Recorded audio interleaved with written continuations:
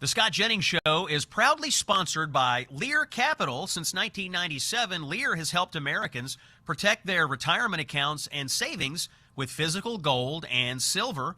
With thousands of five-star reviews and $3 billion in transactions, Lear is who I trust to help me buy gold and silver. Visit LearScott.com. The voice of free speech. The truth delivered. Common sense for the American people. Welcome to the Scott Jennings Show. We have dramatic developments in the war in the Middle East, and we'll have the latest throughout the show today. It is a major primary election day for several states, including Texas, and a maniac in New York City who allegedly rammed his car into a synagogue is hit with federal charges. And, oh, by the way, President Trump just answered questions in the Oval Office. We have the sound of that. It is Tuesday, March 3rd. This is Common Sense for the American people. I'm Scott Jennings reporting to you for Salem, and we are live today from New York City. And we begin with the latest on the war in Iran. First, administration officials are talking to the American people about the rationale for the war. Secretary of State Marco Rubio talked to the press yesterday about the timing of the U.S. strikes against Iran. A lot of people taking Secretary Rubio out of context. We will air the full remarks here in cut number 6. The U.S. was forced to strike because of an impending Israeli action? No, two things I would say. Number one is, no matter what, ultimately this operation needed to happen. That's the question of why now. But this operation needed to happen because Iran in about a year or a year and a half would cross the line of immunity, meaning they would have so many short-range missiles, so many drones, that no one could do anything about it because they could hold the whole world hostage. Look at the damage they're doing now. And this is a weakened Iran. Imagine a year from now. So that had to happen. Obviously, we were aware of Israeli intentions and understood what that would mean for us, and we had to be prepared to act as a result of it. But this had to happen no matter what. And last night on Fox News, the president's envoy, Steve Witkoff, said the Iranians made clear they had no intention of giving up their nuclear weapons ambitions. And even they possessed enough material, they said, to make several bombs right now. They said this in the meetings with Witkoff. Take a listen to cut number 8. 90% material, Sean, can be brought to 90%. That's weapons grade, in roughly 1 week, maybe 10 days at the outside. The 20% can be brought to weapons grade inside of 3 to 4 weeks. And let me say this, because I forgot this small little detail. In that first meeting, both the Iranian negotiators said to us directly, with no shame, that they controlled 460 kilograms of 60%, and they're aware that that could make 11 nuclear bombs, and that was the beginning of their negotiating stance. So they were proud of it. They were proud that they had evaded all sorts of oversight protocols to get to a place where they could deliver 11 nuclear bombs. Listening to Rubio and Witkoff, it is apparent that the United States believed that an attack on Iran had to happen no matter what for a number of reasons. The question of timing is being dishonestly conflated by some to mean that Israel forced the United States to participate. This is not true. The United States' position is clear. An attack on Iran was necessary, and we reacted to the circumstances on the ground to help determine the timing. And just moments ago in the Oval Office, the president himself took questions from the press, and I want you to listen to this exchange, which confirms the scoop that I reported on Saturday, that senior administration officials believed Iran was planning to strike U.S. military bases first. Here is the president moments ago in cut number 15. Mr. President, did Israel force your hand to launch these strikes against Iran? Did that pull the United States into this war? No, I might have forced their hand. You see, we were having negotiations with these lunatics, and it was my opinion that they were going to attack first. They were going to attack. If we didn't do it, they were going to attack first. I felt strongly about that. And we have great negotiators, great people that do this very successfully and have done it all their lives very successful. And based on the way the negotiation was going, I think they were going to attack first. And I didn't want that to happen. So if anything, I might have forced Israel's hand. But Israel was ready and we were ready, and we've had a very, very powerful impact.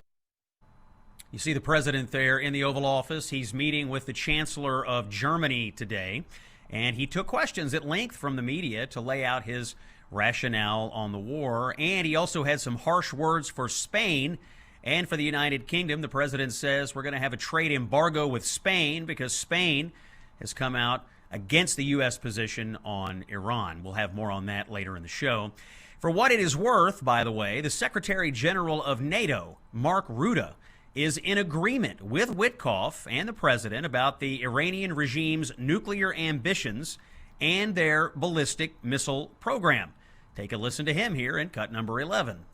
Answering that question, of course, NATO is not itself involved, but let's be absolutely clear-eyed to what's happening here. Iran is close to getting its hands on a nuclear capability and on a ballistic missile capability, which is posing a threat not only to the region, the Middle East, including posing an existential threat to Israel. It is also posing a huge threat to us here in Europe. Now, this morning, the military effort took a dramatic turn. The Israeli military launched a strike on a meeting of the Iranian Council of Clerics. This is the gathering of religious leaders meant to pick a new supreme leader of Iran. So this meeting is taking place, and Israel bombed the building.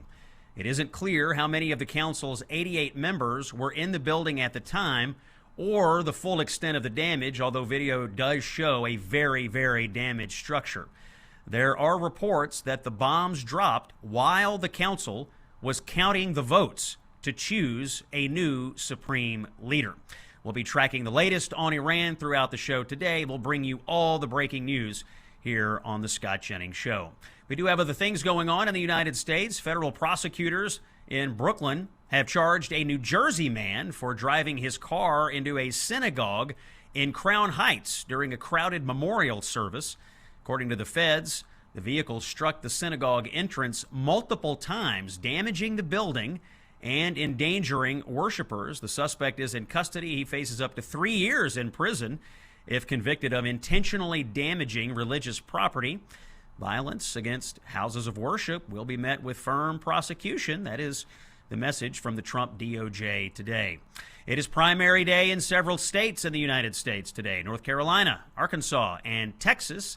Texas is the big one, where Senator John Cornyn, the incumbent, the Republican, faces primary challengers, including the Attorney General Ken Paxton.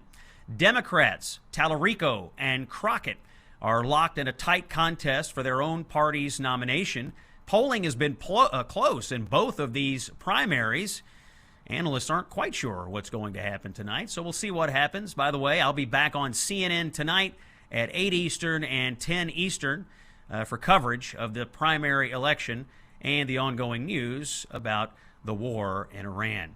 We'll get some news about aches and pains here, folks. This listener's story coming to us from Keith in Washington, an extremely active guy, former college athlete, martial arts instructor, teaching multiple classes a day. Now, over time, his body started feeling worn down, and after trying Relief Factor, he told us his knee pain nearly disappeared, his neck pain dropped significantly, and he was able to keep training and even earn his black belt. Now, I can tell you, we've been using Relief Factor in the Jennings household. I've taken it. Family members have taken it. My dad is the true Relief Factor success story in the Jennings household. He's in mostly retirement, spent some time down in Florida, playing golf with his friends, doing the things in retirement, chasing the grandkids around, and so on. He's doing the things that he wants to do, and he's doing it pain-free. He has been quite clear since he started using Relief Factor. He has had a notable difference in his pain levels and in his mobility. If you would like to move easier, stay active, and not let aches and pains control your life, give Relief Factor's 3-week quick start a try and see how it works for you. You call 1-800-4RELIEF or visit relieffactor.com. And if you do that, we can see that if we can get you out of pain. One more message from a partner of the show. And if you're a parent or if you're a grandparent, you need to hear this. Many, many kids are being targeted online through gaming platforms, social media, and messaging apps. You've probably heard of the game Roblox. That's one of the examples. We've covered that here on the show. These kids are not very well protected on these platforms, and our friends and partners at Childhelp are hearing from these kids every day who are being contacted through these games and apps by adults, by predators. These kids are being groomed, manipulated, and threatened by these adults.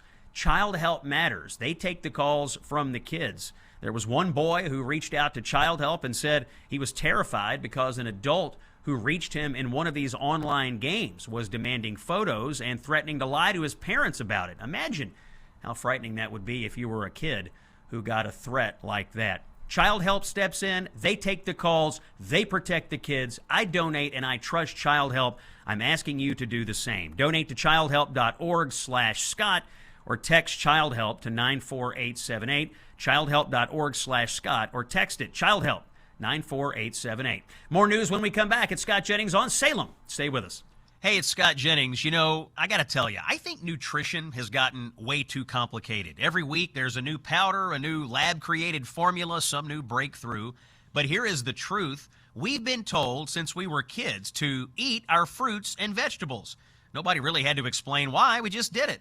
Because when you eat whole foods, you're getting phytonutrients, those natural compounds that your body uses to adjust, repair, and respond every single day. That's not hype. That's how human beings were designed. That's why I take Balance of Nature. They use a tailored vacuum cold process that stabilizes the phytonutrition in fruits and veggies, so you're getting real whole food nutrition, not synthetic substitutes. Their whole health system includes fruits and veggies plus fiber and spice, 47 ingredients in one simple routine. I take it myself. If you want to fight the good fight, go to balanceofnature.com to subscribe and save today. Join hundreds of thousands of customers in one simple routine that is changing the world. The man who made CNN safe for conservatives again. Here's Scott Jennings. It is Tuesday, March 3rd. We are delivering common sense for the American people here. It's the Scott Jennings Show on Salem. Thank you so much for listening. By the way, if you are listening to this program live and on radio around the country, thank you. But you may not always be at a radio, and so you can always pick up the podcast on Apple or Spotify, wherever you get your podcasts. You can also see the video version of it if you go to SNC.TV. We stream this show every day, and we have the archive of it every day. So if you'd like to watch it as a video product, we can do that for you as well, and we'd be honored if you join us on any of our platforms. Something that is bothering me about the complaining going on here about the war in Iran, the media complaining, the media nitpicking, the media constantly trying to debunk or destabilize or disprove everything Donald Trump does, large or small. Well, this is a large thing, and of course they've swung into action here to somehow argue that there's no consistency from Trump on this. I've heard a number of news people, pundits, Democrats argue that somehow taking this action is not America first, that Donald Trump said he wouldn't start any wars, and therefore he's not allowed somehow to use the U.S. military, even though he's the commander-in-chief. I think it's worth noting, Donald Trump has been 100% consistent on his views on the Iranian regime going back to 1980. And since he became a political figure in the United States, he has been crystal clear that he will never allow Iran to possess a nuclear weapon. He doesn't like Iran. He doesn't like the regime. He thinks they're evil, bad actors, and he has said so time and again, and he has always been forward-leaning in his public statements and in his presidential actions on using the military to keep them in check. He took out Soleimani in his first term. He took out their nuclear facilities. Last summer, the president has never been shy about the idea that Iran would have to be dealt with militarily. In fact, our friend David Brody over at the Christian Broadcasting Network unearthed a clip of Donald Trump that was broadcast in 1980. 1980. This is him talking about Iran in 1980, just after the current regime came to power, and they had, of course, kidnapped the Americans and held them hostage. Listen to Donald Trump, 1980, and cut 14, please. When you get the respect of the other countries, then the other countries tend to do a little bit as you do, and you can create the right attitudes. The Iranian situation is a case in point. That they hold our hostages is just absolutely and totally ridiculous. That this country sits back and allows a country such as Iran to hold our hostages, to my way of thinking, is a horror. And I don't think they'd do it with other countries. I honestly don't think they'd do it with other countries. Obviously, you're advocating that we should have gone in there with troops, etc., and brought our boys out. I absolutely feel that, yes. I don't think there's any question, and there's no question in my mind. I think right now would be an oil-rich nation, and I believe that we should have done it, and I'm very disappointed that we didn't do it, and I don't think anybody would have held us in abeyance. I don't think anybody would have been angry with us, and we had every right to do it at the time. I think we've lost the opportunity. Donald Trump, our president in 1980, expressing his belief that we should have used the military against the regime. By the way, he said something that rings true even today. He doesn't think they would have done that back in those days to anyone but us. Well, they do chant death to America quite often, and that's a telling thing. You should believe them when they tell you who they are. Other attacks have come on Vice President J.D. Vance. Well, what did he say during the campaign in the debate, October 1st, 2024? Let's listen to Vance back then in cut number 4.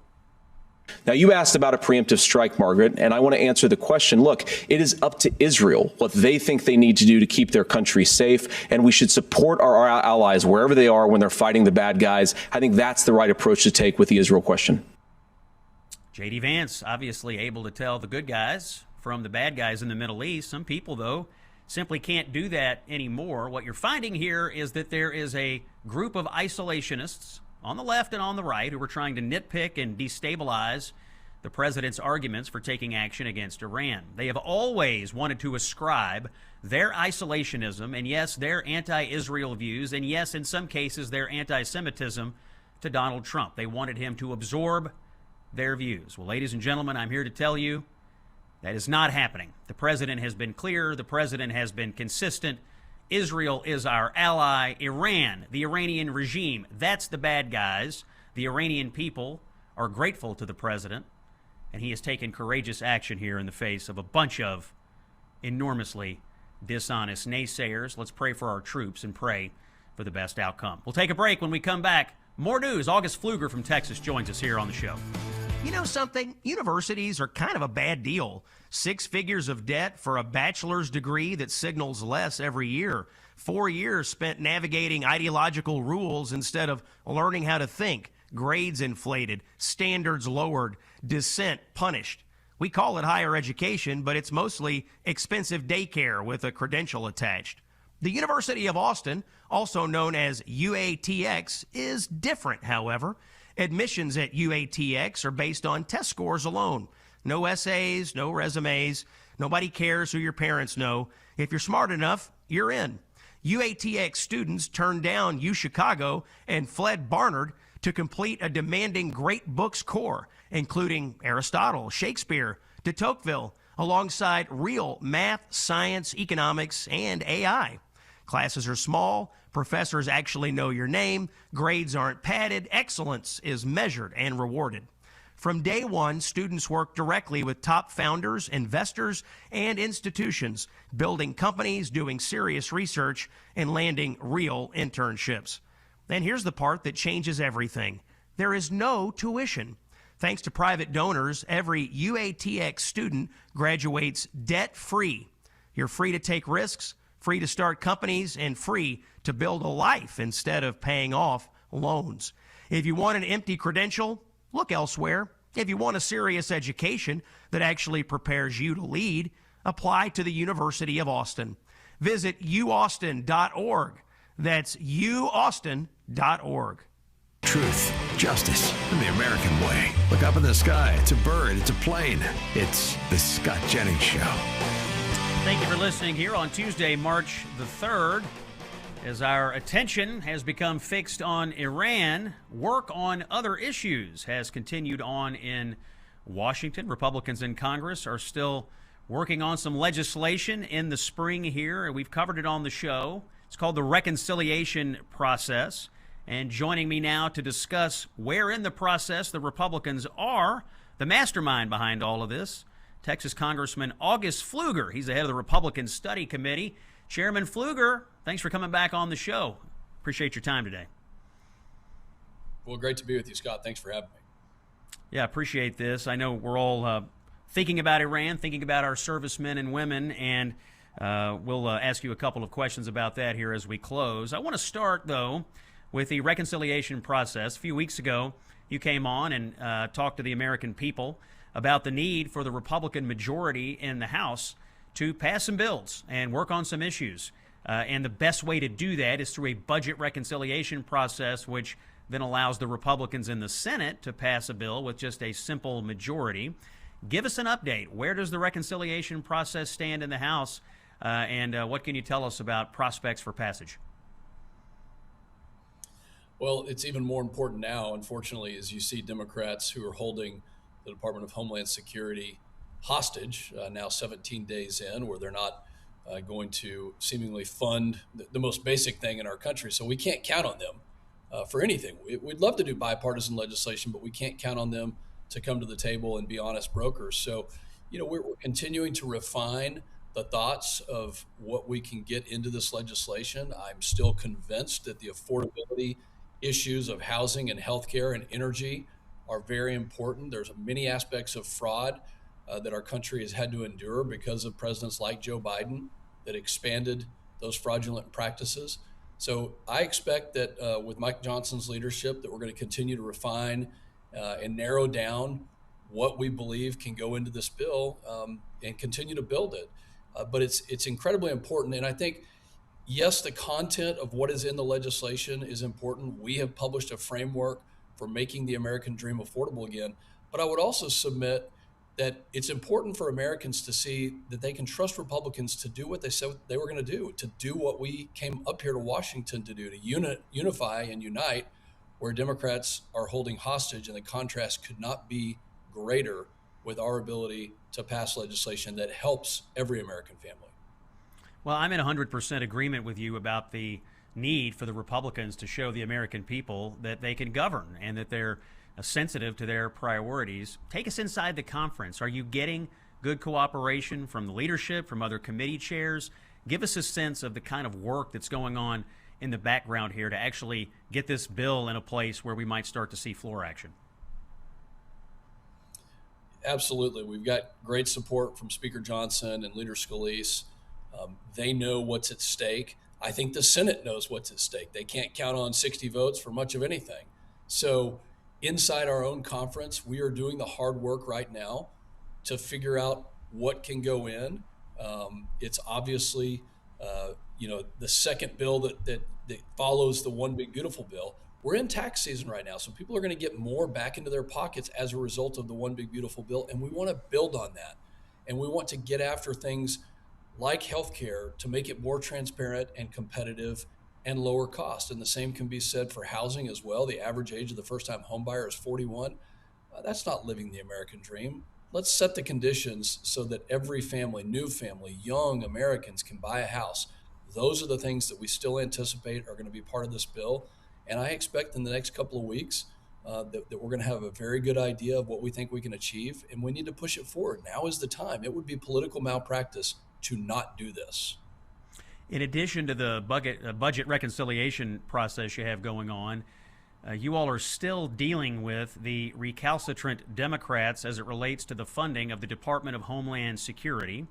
We're now at war. We also have, unfortunately, what appears to be some acts of terrorism going on in the United States right now. There are a number of issues with the Department of Homeland Security that Democrats are holding up. Can you give us an update on how you think this is going to resolve itself? Will Democrats relent and ultimately fund DHS at a critical time for public safety?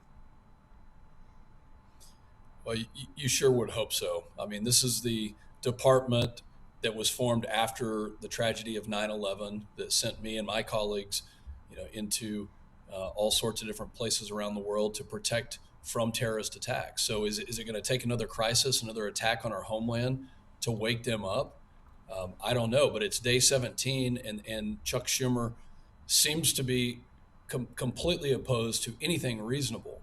Over the weekend, the tragedy in Austin highlights the need. This was somebody who'd been in the country for over 20 years, and he was radicalized, or maybe radicalized the whole time, and then finally executed his terror act.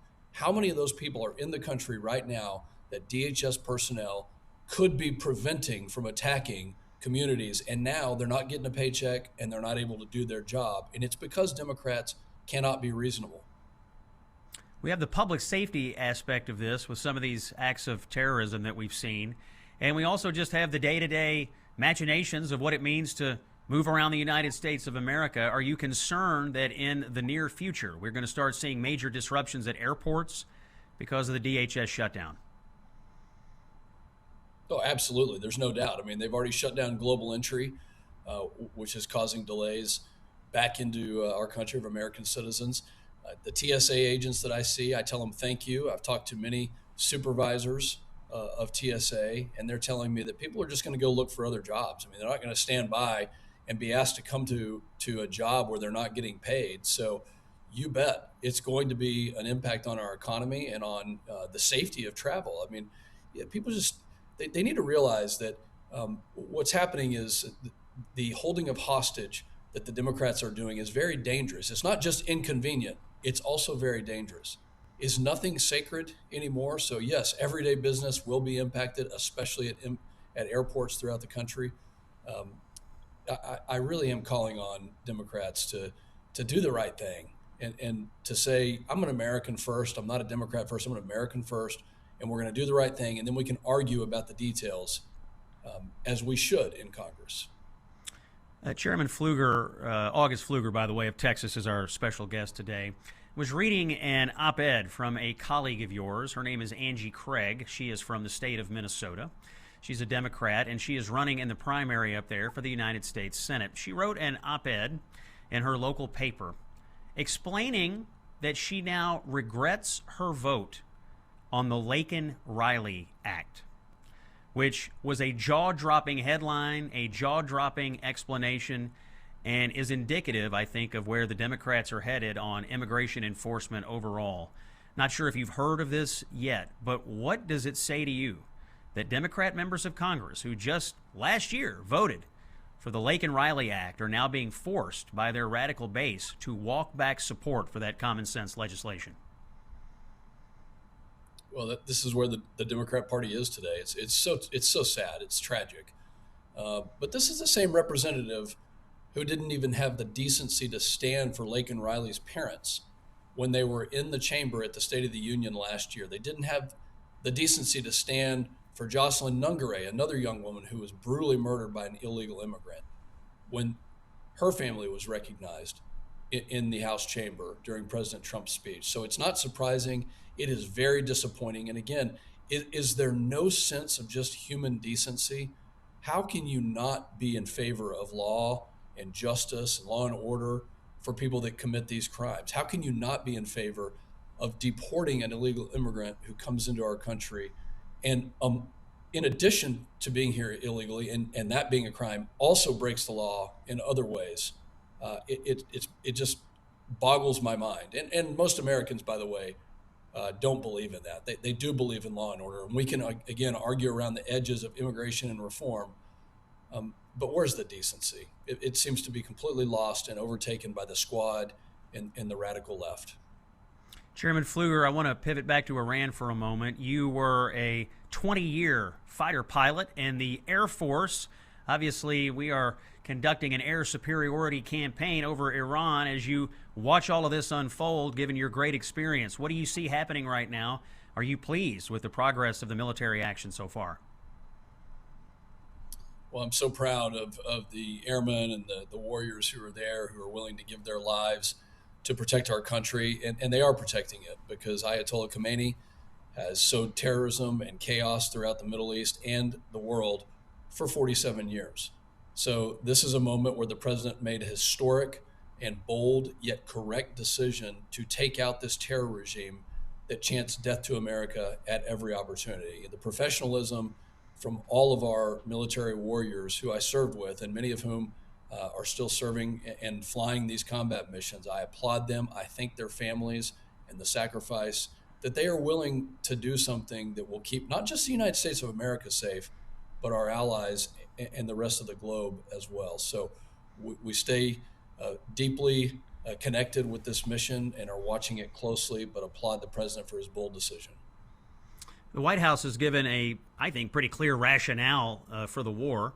They don't want Iran to have ballistic missiles. They don't want Iran to have nuclear weapons. They don't want Iran to have a navy that's harassing ships in the region.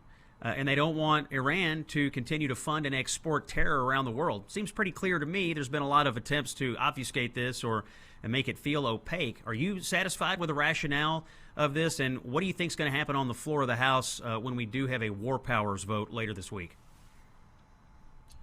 Well, the administration is meeting with us today and is giving us an update and the requisite information. They briefed the Gang of Eight in advance of this attack, as reported in the media.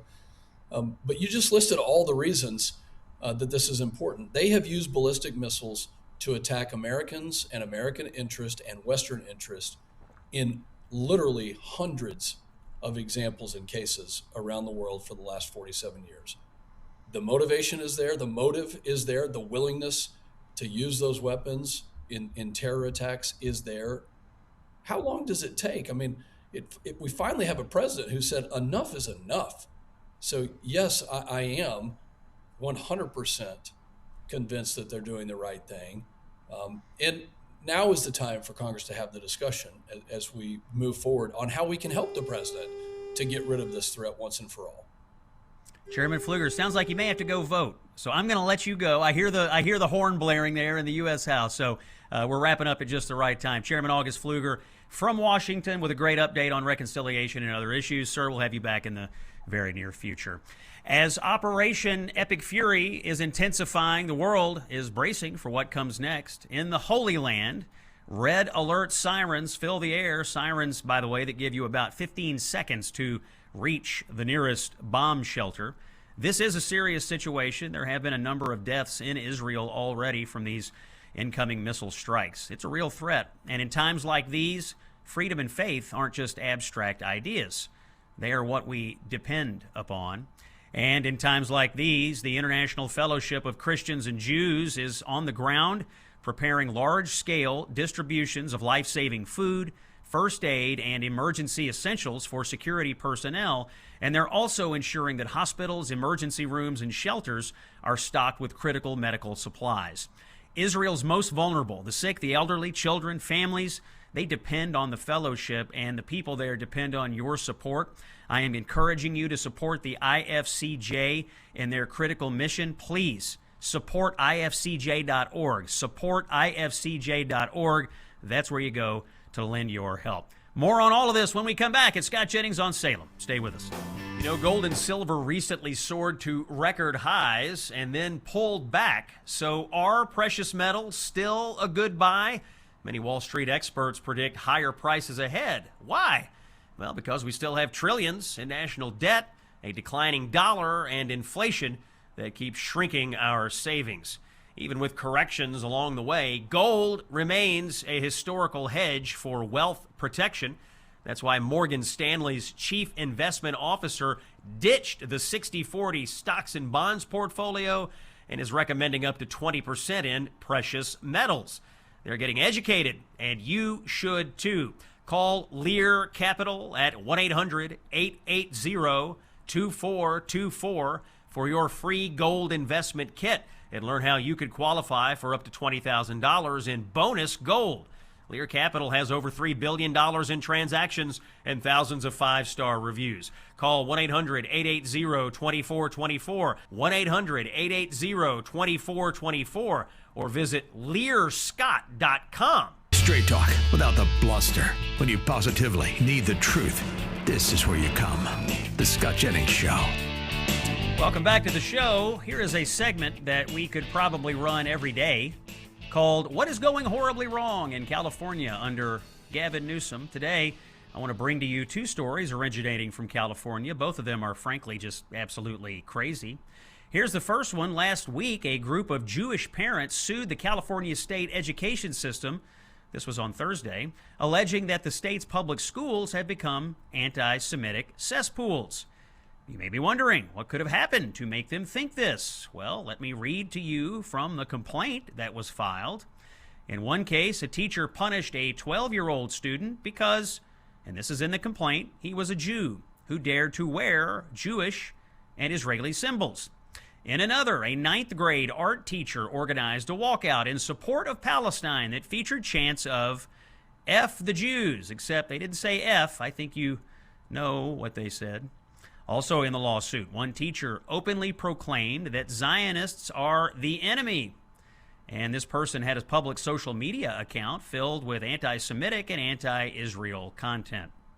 And a parent who spoke up about this issue of anti-Semitic behavior during a school board meeting was then mocked by faculty members and called a, quote, Zionist Nazi. Well, I can't say it, but it rhymes with witch.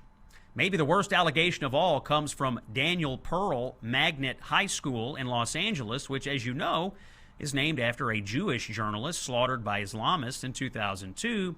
At that school, a teacher repeatedly subjected a student to alleged pro-Hamas activism inside the classroom. If you read this complaint, it is clear the California school system has been hijacked by lunatics and by radical anti-Semitic teachers and administrators who are perfectly fine to look the other way as Jewish students are harassed, or even worse, join in. But of course, none of this should surprise you. It is California. Just this week, in a 6-3 opinion, the U.S. Supreme Court ruled that California's policies that prohibit schools from disclosing a child's gender transition to parents without the child's consent are likely unconstitutional. Let me read that to you again. California schools had a policy to not disclose a child's gender transition to parents unless the child consented. And we know there are people in this country, in your schools, somewhere in your community out there, that are more than happy to talk to your child about transitioning and keep it from the parents and then take the kids away if the parents don't comply. We saw that example that President Trump brought to the State of the Union. Who are the adults in these school buildings? Do these schools operate to make the best decisions for kids? Or do the inmates run the asylum right now? Now, hopefully, this Supreme Court ruling will send these insane policies packing, but in a state like California, where Gavin Newsom has no problem catering to the craziest people in his political base, this is what you get. Remember, this person, Gavin Newsom, wants to be your next president. He wants to take everything happening in California, the economy, the culture, what you just heard is happening in the schools. He would like very much to export that to the rest of the country. Do you want California's economy? No. Do you want California's gas prices? No. Do you want California's schools where Jewish kids are being terrorized and where kids are being transitioned without the parents' knowledge? No, I don't think you want any of these things. But we'll keep reporting on Gavin Newsom's California because right now he is one of the front runners for the Democratic nomination for president. Scott Jennings reporting to you today on Salem. I do want to put in a word for the big Gulf of America cruise that is happening in November 2026. Mike Gallagher will be there, the legend, my friend. I will be there. We're going to take this amazing luxury ship out on the high seas, turquoise waters, white sand beaches, incredible food, insightful conversations about the future of our country. All of this could be in your future if you will simply book your cabin today. It's going to be amazing, to be honest. We're going to celebrate the 250th anniversary of our country. The elections will just have happened. We'll talk about what all that means. It's going to be an amazing trip with a bunch of like-minded conservatives who believe in America and want to talk about America's future. Book the cabin. Text the word cruise to 94878. Text the word cruise to 94878 or visit scottjenningsshow.com and click on the Gulf of America Cruise banner. Keynote, you have to do it this way. Book it direct, and you won't be able to get access to the private event. So book it the way I just told you to do it. We'll have more after this. It's Scott Jennings on Salem. Stay with us. The voice of free speech. The truth delivered. Common sense for the American people. Welcome to the Scott Jennings Show. Tuesday, March the 3rd, hour number 2 of the Scott Jennings Show. Common sense for the American people today. Quick check of the headlines. A third victim has now passed away in the tragic Austin, Texas terrorist attack. This is the attack where the gunman was wearing the Property of Allah sweatshirt. The police have said now that 30-year-old Jorge Peterson had passed as a result of the shooting. Colin Gray, the father of Georgia school shooter Colt Gray, was found guilty of murder and manslaughter charges Tuesday in a case testing the limits of who is responsible for mass shootings. The jury deliberated for less than 2 hours before convicting Gray on all 27 charges, 2 counts of second-degree murder, 2 counts of involuntary manslaughter, 18 counts of cruelty to children, 5 counts of reckless conduct. Colin Gray did not visibly react to the verdict. He was taken from the courtroom in handcuffs. He now faces 10 to 30 years in prison on each murder charge and 1 to 10 years on each manslaughter charge. Homeland Security Secretary Kristi Noem testifying before Congress today, pretty contentious on a number of topics. Here's a little bit of back and forth with her and Delaware Senator Chris Coons in cut number 21. You rule out the deployment of ICE or CBP to polling places this November? There are no plans to have ICE officers at our polling locations. And I'm glad to hear that, but would you rule it out? Would you say it will not happen? Do you plan on illegal aliens voting in our elections, Senator? We'll track the Kristi Noem hearing for the rest of the hour here. And the latest on the Iran story, Fox News reporting that the first long-range missile attack has been launched by Hezbollah against Israel. This is the first long-range missile since the war began from that area. But the Israeli IDF is striking back. They've launched a ground invasion of Lebanon to take out Hezbollah, and they have had some success. Here's the latest reporting on that, also from Fox News in cut number 20.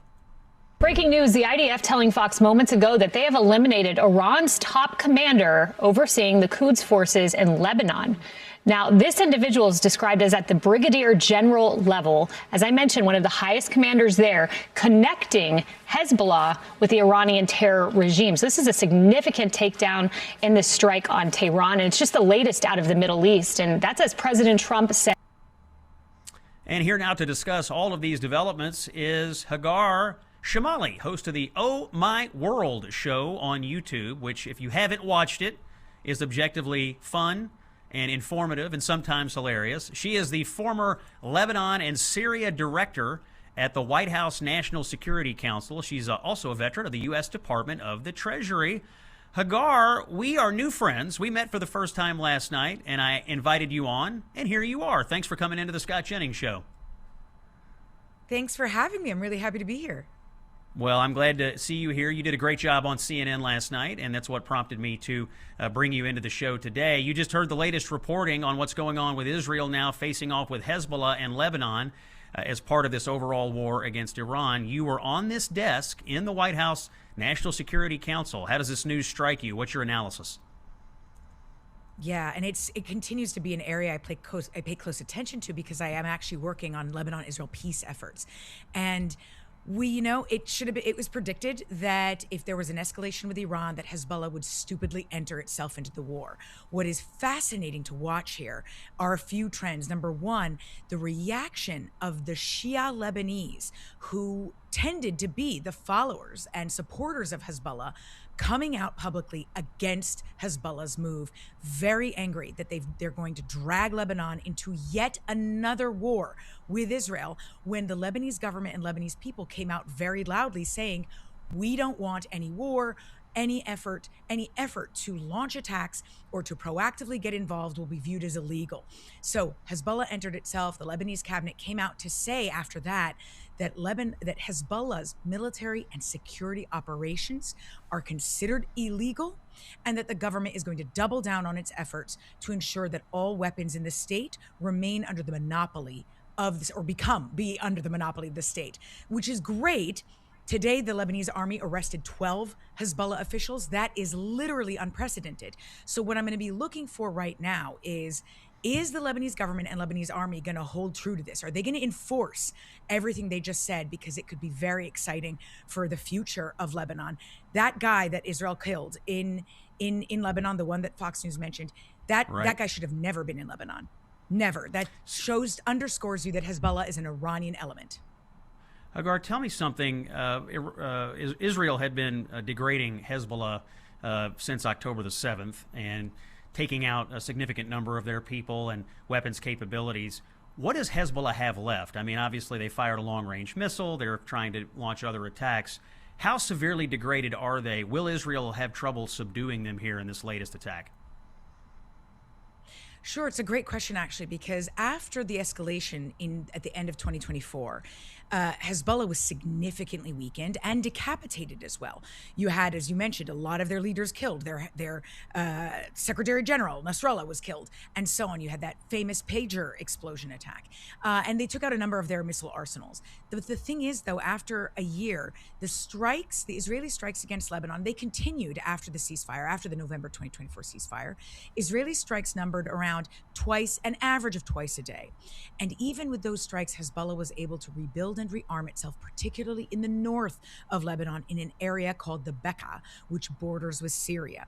And that is large part due to Iran. Iran, even with the little money it had, spent, according to U.S. intelligence, $1 billion to Hezbollah in the year 2025 alone.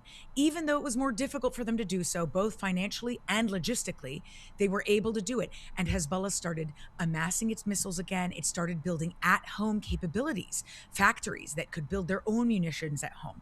So Israel does have, again, its work cut out for it, and it is necessary to weaken them again, but I have no doubt that they're going to be able to. Hagar, other news today, we heard that Israel took out the Conference of the Clerics that was meeting to choose the new supreme leader in Iran. In fact, the reports are that while they were counting the votes, the bombs dropped on the building. I don't think we have full battle damage assessments yet, but when you heard that news today, what does that tell you about the Israeli and American strategy to continue to scramble the Iranian regime? Absolutely. Well, the first thing I'd say is that perhaps it should have been a Zoom meeting. But the other thing I would say is that it is a very clear message, could not be clearer, by the Israelis and the United States, that this is about regime change, and that if there's any effort or attempt to appoint a new leader, that the U.S. and Israel are going to get in the way. And they are making that. They could not be clearer about it. It also just further underscores the extent to which our intelligence in Iran is really, truly excellent. I was asked about this a week ago. How good is our intelligence? This is an area we've been collecting on for decades, and the intelligence is really bar none. Hagar, let me let you listen to a little bit of President Trump. He spoke in the Oval Office just a little while ago. Let's hear cut 17, the president. And he's been helping us out. We've been very nice, actually. And that is coming along, as you see, very well. They have no Navy. It's been knocked out. They have no Air Force. It's been knocked out. They have no air detection. That's been knocked out. Their radar has been knocked out. And just about everything's been knocked out. So we'll see how we do. But we're doing very well. We have a great military, and they're doing a fantastic job. Hagar, you heard the president. He's happy with the military campaign. Are you? I am so far. The thing that I really wish, actually, that folks would understand is that these things take a little time. And just from what's been done over the last few days is already really remarkable. You're talking about a complete decapitation of Iran's leadership, and thugs who've been in power forever, just imposing a brutal, murderous regime, all taken out in one fell swoop. You have targets against their ballistic missile operations and military apparatuses. And that's going to take more time, because you still do see, of course, the regime has been reacting. They've been targeting the Gulf and innocent civilians, of course, because they're a terrorist group, right? Targeting them in the Gulf. They targeted our U.S. embassy in Riyadh. So but that said, that's their capability to do that is going to become zero in a matter of days. What the U.S. has done so far is really remarkable, including, by the way, taking down naval ships as well. I think they drowned about 9 of them. So yeah, very impressive so far. Hagar Shamali, thank you for joining us. Also, visit the Oh My World show on YouTube. You will not regret it. We got to take a break. We'll have more after this on Scott Jennings here on Salem. You know what? I'm being told that we also need to discuss relief factor. First of all, aches and pains, you don't want to live with it. I mean, bottom line, and I'm just going to speak candidly because we've been using it in the Jennings household. My dad, not a spring chicken, but currently hopping around like one, was in need of something. Relief Factor came along for us at about the right time, and he couldn't be happier with it. He's been using it for months, and I'm just, personal experience, it works. Now, they've got a 3-week quick start plan. That's how I would recommend you get into it. That's what my dad initially did. He did it for 3 weeks, and he stuck with it all this time. 3-week quick start. Call 1-800-4RELIEF or relieffactor.com. Relief Factor, what would it be like to be out of pain? It could be that Relief Factor is the answer for you. Now we take a break. Scott Jennings has more after this on Salem. Saving Western civilization, one busted leftist narrative at a time. It's the Scott Jennings Show. Thank you for listening here on Tuesday, March the 3rd. Scott Jennings with you, Common Sense for the American people. Yesterday, we brought you the horrific story of an illegal immigrant in Northern Virginia who is accused of killing 41-year-old mother Stephanie Minter at a bus stop.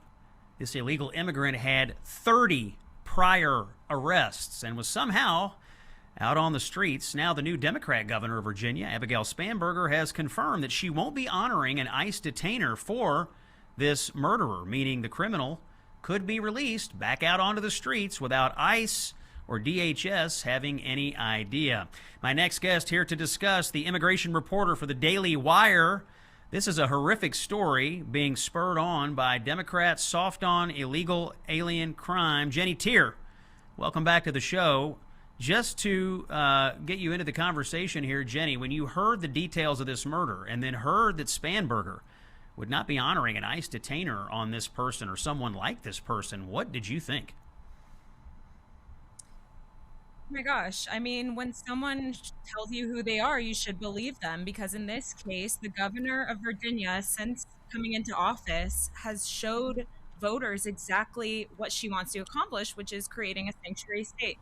The day she came into office as governor, she ended all agreements between local authorities and ICE. That was her first step, which again is effectively creating a sanctuary state. And then in this case, we see that evidence where she is not honoring ICE detainers. She said that a man with 30 prior arrests, who is now accused of fatally stabbing a citizen in her state at a bus stop, that's not enough for ICE to go out and get her, for them to hand over that illegal immigrant to ICE for deportation. It just makes you wonder, what is enough to deport someone? What is enough for someone to be handed over? Well, it's a good question, but I think increasingly what Democrats would tell you is that there's nothing that you could tell them that would cause them to believe any deportation is necessary. In fact, I was on CNN the other night with a Texas state representative named Justin Pearson, who's running for Congress in the Memphis area. I asked him for 2 straight minutes, is there an example of an illegal alien that you would deport? He could not come up with a single example.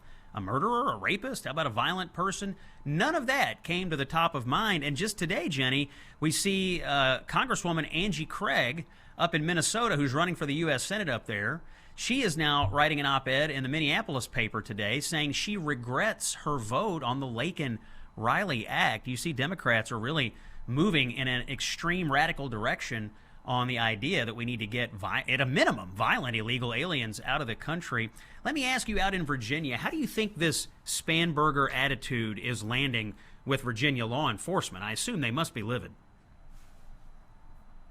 Well, you know, where this happened in Fairfax County, they've been notorious for not honoring ICE detainers. And in fact, in the case of these 30 prior arrests, the attorney there, the prosecutors have decided not to prosecute this guy, to let him go time and time again for, he's had charges of things like rape. I mean, when he was arrested a day after this fatal stabbing, when he was finally found, he was taken in for theft. I mean, this guy is just thinks he can operate with impunity, which is exactly the message that they're sending in this county and have for years. And Spanberger seems to just be endorsing that. Now, she's saying that ICE needs a judicial warrant, and that's kind of what sanctuary states and cities do, to say that, well, we take in the worst of the worst and the criminals.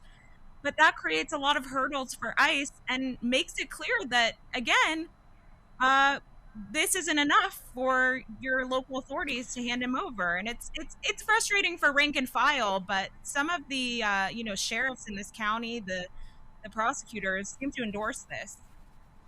Yeah, it's pretty frustrating. I think average citizens say, well, wait a minute, you have an illegal alien in the country, so they're here for some number of years. They are arrested 30 times. So that means this person is repeatedly coming into contact with law enforcement who obviously knows they're in the country illegally. They keep letting them go. They're not prosecuting them for the violent crimes. And they know full well they're re-releasing illegal aliens onto the street. Now a 41-year-old American mother is dead at a bus stop, and it was ultimately predictable and ultimately preventable, and it's because of Democrats and their policies when it comes to illegal aliens and violent criminals. Jenny Tier from the Daily Wire, thank you for joining us. And by the way, before we go, I must congratulate you. You're engaged now. Congrats on your coming up nuptials. I know you don't have a date, but congrats on the engagement. We're very proud for you here at the Scott Jennings Show. Thank you. Glad to have your endorsement. You got it. Jenny Tier from the Daily Wire, one of the greatest reporters out there. We're going to take a break. When we come back, Pennsylvania Senator Dave McCormick is here. You don't want to miss it here on Salem. Fighting the left with the best weapon we have, common sense. This is the Scott Jennings Show. Tuesday, March 3rd. It is common sense for the American people, and I invited one of the most common sense senators I could think of to discuss the news of the day. Senator Dave McCormick is from the Commonwealth of Pennsylvania. Prior to becoming senator, he was captain of West Point's wrestling team and then was a captain in the 82nd Airborne Division, and he was deployed in the Middle East in the first Gulf War, later Undersecretary of Treasury and Deputy National Security Advisor during the Bush 43 administration. Making his first appearance, Senator Dave McCormick. Welcome to the Scott Jennings Show. Whoops, did we lose Dave McCormick? Okay, I'm being told that Senator McCormick, who I can assure you I just spoke to moments ago, has dropped off, so we're going to try to get him back on the phone here. Tell you what, let's do this. While we get Dave McCormick back on the horn here, let's catch up on the news of the day. The big breaking news this morning is that the Clerics Council that was meeting to choose the new Iranian Supreme Leader was bombed by Israel while they were counting the votes. We're still waiting on battle damage assessments, but Israel bombed the 88-member meeting of the Clerics Council as they tried to reconstitute the top levels of the Iranian regime. Now we have Senator McCormick back. We'll do more news in just a moment. Senator McCormick, welcome into the Scott Jennings Show. Hey, great to be with you, Scott. Hey, thanks. Glad to have you on here for your inaugural appearance. We're tracking all the news today. I want to actually start with this. President Trump gave some comments in the Oval Office this morning about the rationale for the timing of going to war. Because of all your experience and your perch in the Senate, I would like to get your reaction. Let's play cut 15. Mr. President, did Israel force your hand to launch these strikes against Iran? Did that pull the United States into this war? No, I might have forced their hand.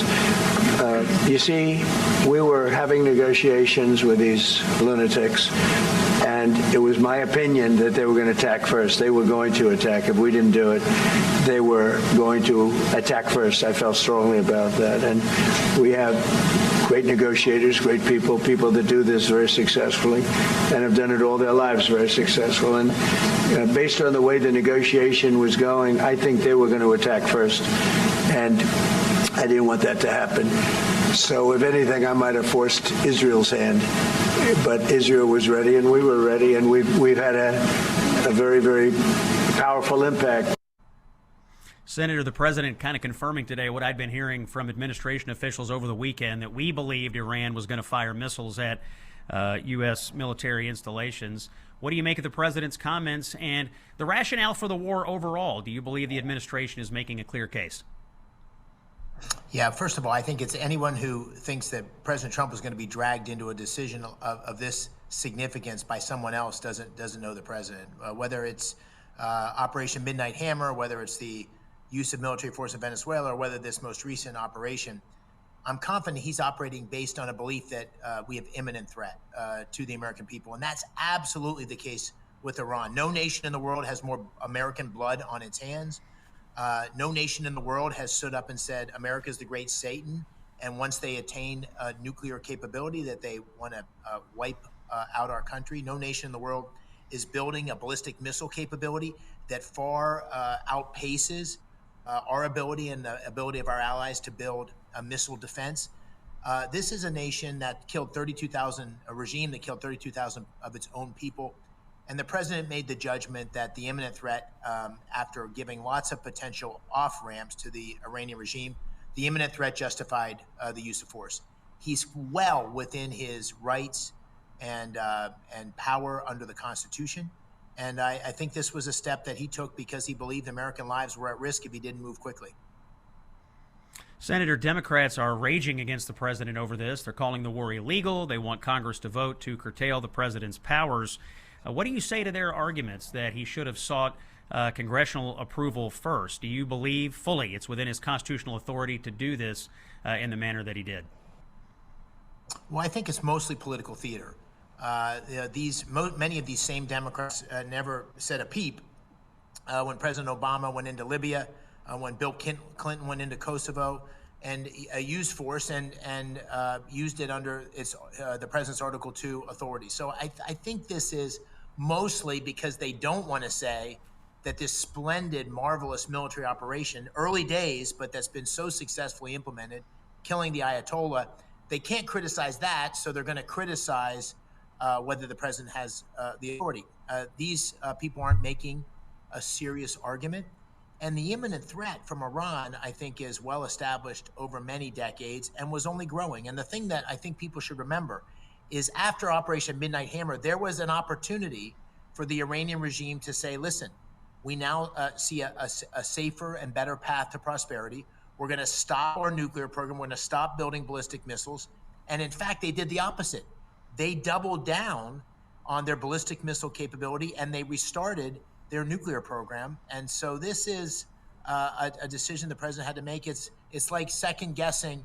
On September 11th, or September 10th rather, prior to September 11th, was there an imminent threat? Certainly. But if we had acted sooner, the United States had acted sooner on September 11th, that would have been justified under eliminating imminent threat. Similar logic applies in this case. Senator, you deployed to the Middle East during the first Gulf War. Some people are saying, well, this has to turn out the way Iraq turned out back during the Bush years. How do you counter those arguments? I personally think they're sort of lazy and ridiculous, but that's what a lot of people want to argue today who don't agree with the president. How do you counter them? Well, listen, I want to say I think America, many of us, myself included, are scarred by 20 years of war. I remember writing an op-ed piece for the Los Angeles Times in 2002 after there was some evidence of weapons of mass destruction with Saddam Hussein, saying, we got to go. We got to go in there and kick butt. We got to take this regime down. And I have a copy of that framed on my desk as a reminder that the 20 years that followed, 5,000 American lives, trillions of dollars, it was catastrophic. It was a disaster. This situation is not that situation for the following reasons. First, the president has defined very clearly the military objectives. Take out the missiles, take out the missile launchers, take out the Navy, and take out the manufacturing capacity that has essentially exported drones and missiles all around the world as a state sponsor of terror. Those objectives are clear. Second, he has shown an ability to use the military very selectively, in a very focused, discrete way to accomplish objectives. And he said time and again, it's now going to be up to the Iranian people.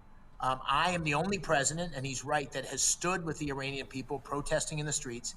And now it's a time for them to rise up and take control of their destiny. And I think the president believes that. And so I'm very confident we're not going to have some long-term entanglement in Iran, and that the operation is clearly defined and narrow in many ways in scope. Senator, are you satisfied with the briefings and information you're getting from the administration so far? Are you expecting more briefings today and throughout the week? Yeah, I've had a number of conversations with key people in the administration, many ambassadors, the ambassador from Israel, ambassador from the Emiratis, and the Secretary of State. But today at 3:30, the Senate has another briefing with the chairman, Chairman Kaine, Secretary Rubio, Secretary Hegseth, and the CIA director. And I think we'll get an update on where we are in terms of taking out those capabilities and meeting the president's military objectives. But by any measure, as someone who served in the military, served in the 82nd Airborne Division, thus far, and again, it's early days. I don't want to lead any of your viewers to think that we're close to the end of this, but the performance of our military has been truly marvelous. The ability to coordinate with Israel seamlessly, the intel capacity to take out multiple rungs of leadership, the capacity to do the targeting, the precision targeting of over 2,000 missions in the first 24 hours. This has been extraordinary. Americans should be very proud of the men and women and very grateful to the men and women who serve them and pray for those sad 6 families that have lost a service member. This has been spectacular, and now there's work ahead, and we need to be very measured about how we think about that. Senator Dave McCormick of Pennsylvania is our guest. Senator, a couple of minutes left. There's a couple of other issues going on in the Senate I want to get your comments on. First of all, the Democrats still have the Department of Homeland Security shut down over their complaints about immigration enforcement, but we're seeing problems inside the United States. It looks like we've had a terrorist attack in Austin. People are on high alert because of what's going on in the Middle East. Will the Democrats relent on DHS anytime soon, in your opinion? I mean, this is truly disgraceful and indefensible. It was indefensible before. This was nothing to do with ICE or Border Patrol. They're already funded. This is essentially stopping the payment to members of the Coast Guard, TSA, Secret Service, the CISA, which does our cybersecurity response and monitoring. But now, in a moment of war, in a moment where American men and women are in harm's way with the greatest terrorist supporter and terrorist nation in the country with potential terrorist risk on the homeland, to not move forward on this is absolutely indefensible. And for the Democrats who are saying they want reform, that's the great irony. There was reform of DHS in the funding proposal that passed the committee and passed the House. It had body cams. It had additional de-escalation training. It had additional oversight of the detention facilities. So we are learning as we go from a Department of Homeland Security perspective.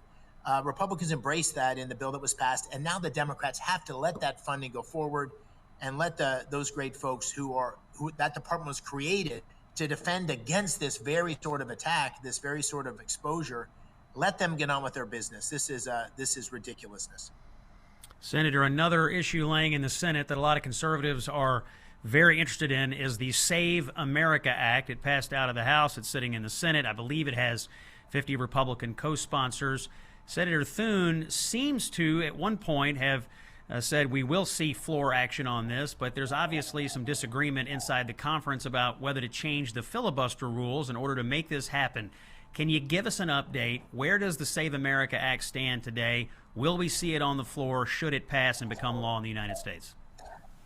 Well, listen, I think this is incredibly important. Half of Americans don't trust our electoral processes, and nobody has more credibility to talk about the importance of every single vote.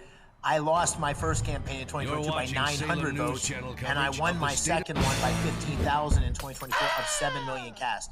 So every vote has to count. We have to be assured that these are legitimate votes, and that's why I've been a strong supporter of the Save America Act. And I do believe, and this is an 80-20 issue, which most Americans agree in voter ID, agree for this need for legislation. I think the Democrats who are opposed to this should be forced through something called a standing filibuster to stand on the Senate floor and describe to the people who put them in office, describe to the American people why they are opposed to such a basic, fundamental, common sense piece of legislation. And that's the message I've shared with our leadership, and it's the message I'll continue to focus on. I think it's important we move forward on this because at the essence of our great republic, our great country is people coming forth, participating in the democratic process and believing it's legitimate and real. And we can't lose that. That's the essence of our great country. That voice you're hearing today, Senator Dave Cormick from the Commonwealth of Pennsylvania, making his first appearance. Senator, glad to have you. We'll have you back soon. Appreciate your insights. All right, Scott. Good to be with you. Thank you.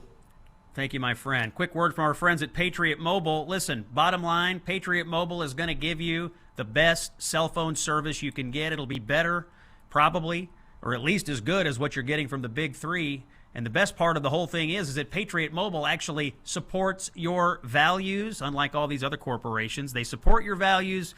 They invest in your values. Make the switch today. PatriotMobile.com/Scott. Or call 972-PATRIOT. Use the promo code Scott. Get a free month. Patriot Mobile, that's my mobile guys. I love them. I know them. I trust them. Sign up today. We'll wrap up the show when we come back. It's Scott Jennings on Salem. He's the author of the best-selling book, A Revolution of Common Sense.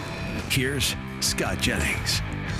Tuesday, March 3rd, home stretch. Common sense for the American people. Scott Jennings with you on Salem. Couple of breaking news items. This is just out from President Trump.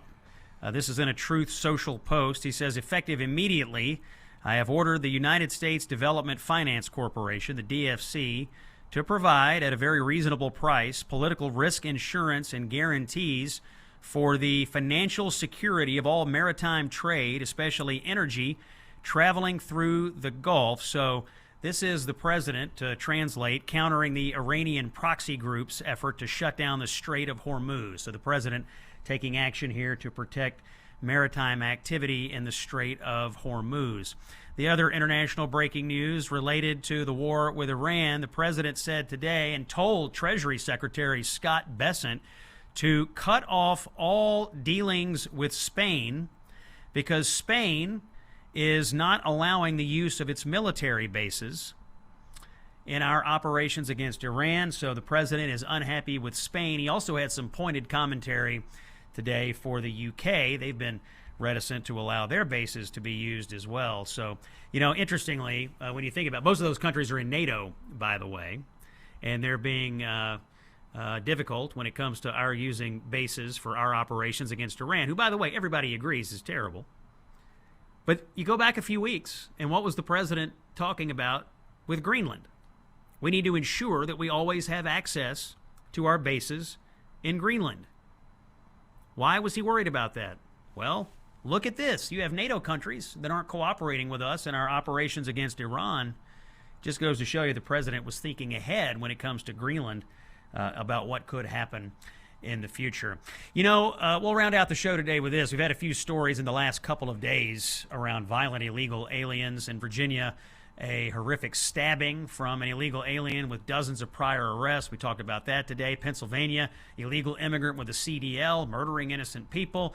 You might think that stories like this would wake up the Democratic Party to make them realize that illegal immigration is a problem, that law enforcement should be allowed to get these people and get them out of the country.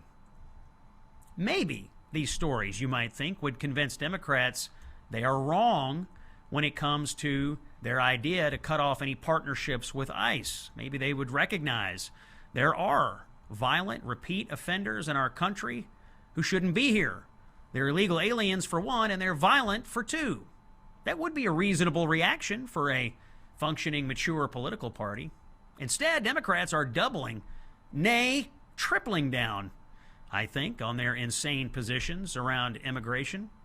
Just last week, my interaction on CNN with Tennessee State Representative Justin J. Pearson, that went viral because he refused to acknowledge that there is a single illegal alien that he believes ICE should deport. He couldn't name a single person. And now up in Minnesota, there is a Democrat primary up there for the United States Senate, and it is forcing the candidates in that race to take the most irresponsible, craziest positions you could imagine. Representative Angie Craig, she is a congresswoman right now. She's running in this Senate primary. She wrote an actual op-ed for her local newspaper in Minneapolis saying that she now regrets her vote in favor of the Laken-Riley Act. She voted for it. Now she regrets it. Now keep in mind what the Laken-Riley Act was all about. It allowed for the detention of non-citizens without bail if they are charged with burglary, assaulting a police officer, or other crimes.